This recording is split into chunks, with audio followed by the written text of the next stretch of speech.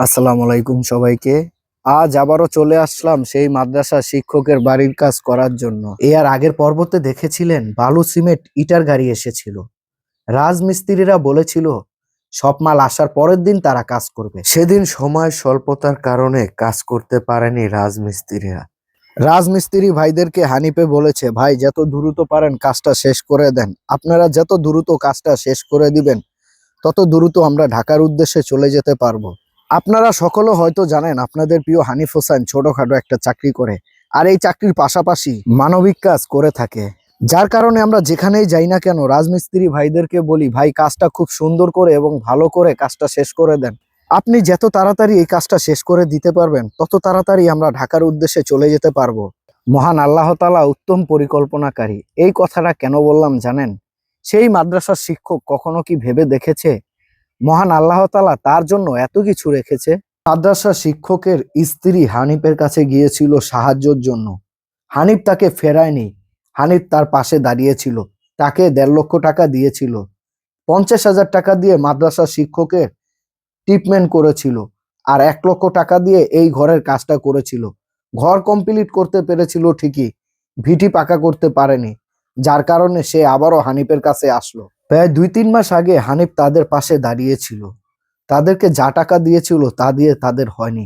প্রায় ৩ মাস পর আবার হানিফের কাছে তারা আসলো। হানিফের কথা হচ্ছে এত সুন্দর একটা ঘর উঠাতে পেরেছে তারা। তারা যদি ফ্লোর পাকা না করতে পারে আর বাথরুম গোসলখানা না দিতে পারে তাহলে তাদের পাশে দাঁড়িয়ে আমার লাভটা হলো কি? হানিফ সবসময় আমাকে একটা কথা বলে, কবির কারো পাশে যদি দাঁড়াও এমন ভাবে দাঁড়াবা ওর জানি অন্য কারো নিকট হাত না পাতা লাগে। এই সাহায্যেই জানি ওর জীবন পাল্টে যেতে পারে। ইনশাল্লাহ আপনাদের সকলকে সাথে নিয়ে হানিফ আবারও তাদের পাশে এসে দাঁড়িয়েছে।